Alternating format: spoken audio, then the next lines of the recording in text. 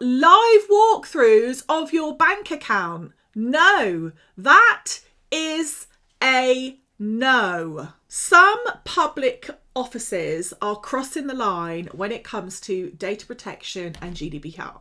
Now, if you are one of those people that have been forced under duress to submit complete unredacted bank statements, given 14-day windows to comply with, even though you might have a disability, made to attend a phone appointment and explain what you spent your money on, then this video is, for the love of God, for you. Now, very recently, one of my clients has actually shared a transcript with an appointment that they had where they were being asked a number of different questions from an organisation, a public organisation. In fact, it was a Department of Work and Pensions, and this person was having to respond to questions which I have big concerns about. So I'm going to be going into that in this video, and at the same time I'm going to be giving you some pointers on things that you could possibly do. So number one, you stay compliant, but number two, you ensure your privacy is protected under data protection rules. And by the way, thank you so many of you who have been using Justice Writer Pro. I can see loads of you have been generating your letters over on thejusticejournals.com. I am so pleased that this is helping you advocate for yourself, help you with your letters, etc, etc. And because of what I've recently learned in the last 72 hours, what some of you are being put through, I have created a data review toolkit. There is a whole batch of letters in here that are specific for data protection and GDPR reviews. There is also a very useful step-by-step guide on why you should be using those letters and how you use them, and some of my top tips for best practices. You can find it here in the YouTube shop. You can also find it inside the Justice Journals Insiders membership. Now, first of all, dear, oh dear, oh dear, where do I start? I mean, call me old-fashioned, but I think flabbergasted is the word that came to mind, and also disgusted when I could hear the tone of somebody who was meant to be a civil servant clearly pressurising a disabled person at one point to even log on to their online bank. Let me tell you right now that you do not have to do that to explain your transactions of the money that you're spending unless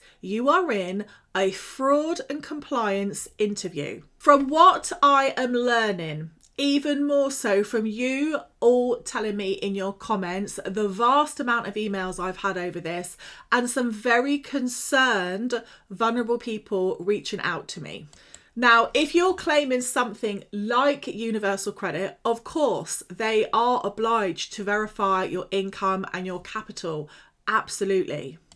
But there is a fine line, well, pretty thick line I would call it, between an interview surrounding or an appointment or a claim review surrounding income and capital compared to what I have been sent the details of. Now, if you don't understand what that difference is, you can very quickly, through naivety, spiral yourself into a really dark place, I would say, because some of you are saying things that are going to put you into perhaps measures you don't want to be in, not even with doing anything wrong, because of what you're saying, because you feel fearful, because, you know, it's that kind of reaction, like if the police knock at your door, you think you have to let them in when you don't.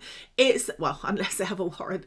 It's, you know, there are lots of different rules here that apply. Now, what I'm hearing more of is people being asked for full unredacted bank statements. A number of people are being read out an entire list of bank and building society accounts, and they have to respond, allegedly, yes or no, do they have an account with that bank or that building society? Questioned about individual transactions on purchases, not on income, on actual purchase transactions. Asked why money has been moved from a savings account to a current account to a PayPal account to a crypto account, etc., etc. And in many cases being given incredibly tight deadlines. 14 days is a very tight deadline to get bank statements, and even tighter for people of a certain age or people who have a long-term health condition or who are disabled. This is not confusion. This is not verifying income.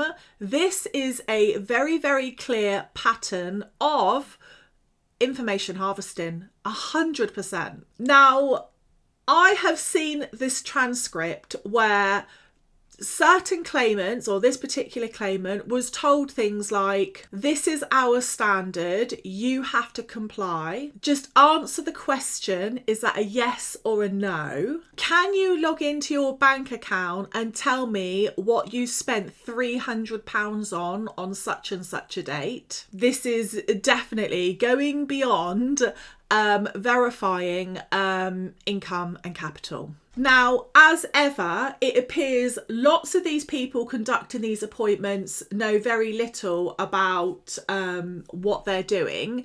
And secondly, an awful lot seem to be reading from a script. So know this: unless you are in a fraud and compliance interview for Universal Credit, a normal Universal Credit review exists to check three things and three things only: income, capital, change of circumstances. That's it. Income, capital, changes of circumstances. And some of these work coaches, if you're watching, need to watch yourself, because you could indeed be fired for misconduct. The things I've had reported to me, absolutely shocking. Don't get too confident behind that desk, because if you break the law, you break the law. Now, what Universal Credit reviews are not designed for is to audit your lifestyle, number one. Number two, interrogate you over your spending habits. I mean, I am disgusted at the evidence I've seen on this. Number three, analyse why you paid for something. Nobody else's business but your own, okay? Or involve live walkthroughs of your bank account. No, that is a no. And this very clear distinction matters legally. Every single public body, including the Department of Work and Pensions, is bound by data protection law. Fact. So that means any requests for data needs to come under and comply with these points of law. Number one, lawful. There must be a real legal basis. Saying we need to check you're on the right benefit, that is not a real legal basis to go through all of your bank statements and question what you're spending your money on. That's a no. Necessary. Genuinely needed to make a decision. Okay? Let's just remind ourselves again that Universal Credit claim reviews are for income and capital and change of circumstances. Period. Okay? So nobody needs 4 months of bank statements. Nobody needs 10 years of bank statements unless your requests are lawful and necessary to an investigation. And if they are, then you need to notify that person. Proportionate. Not excessive for the purpose. Sending a disabled 55-year-old down the town for 10 years of bank statements just because you want to check whether they're on the right benefit is not proportionate, and it is excessive. Data collecting, data harvesting. And, you know, I don't really want to poke myself in the eye here with DWP because, of course, fair, especially when vulnerability or disability is known. Every single work coach who is going to be watching this video, you will know if your claimants are vulnerable. You will see it flagged and tagged on their account when you're calling them. You cannot disregard that information. Okay, so you will know if a person has a long-term health condition. You will know if they are disabled. To treat the general public like they're absolute idiots in this way and taking their information and, in a sense, misusing it in this way is absolutely disgusting. The British public deserve better. The taxpayer deserve better. A lot better service and a lot better transparency. Dare I say honesty. Now let's be fundamentally very, very clear about this. These things here, right here on this screen, right here, right now, these are not optional. They're not little DWP policies, okay? This isn't guidance. This is the law. The law. So what is the correct approach in dealing with this massive, what I have been sent, what people have asked me, what people are being forced to do, raises serious concerns over data protection and privacy. So number one, always respond in writing, okay? Stay compliant, respond in writing. Always keep responses limited. If you are on the phone, do not overshare. Keep things limited. Challenge the scope, not the review itself. So you can say, I don't think you're allowed to ask me this. If someone says, why have you sent £50 to Joe Blogs? You can just say, well, I can't discuss that, can I? Because then I would be disclosing third-party data about somebody else, which would be a breach, wouldn't it, of data protection. And keeping a very, very clear data trail, because it seems like lots of you are going to need it. Now, there are lots of things you can do. You can make a complaint to DWP, you can make a complaint to Universal Credit, you can 100% make a complaint to the ICO.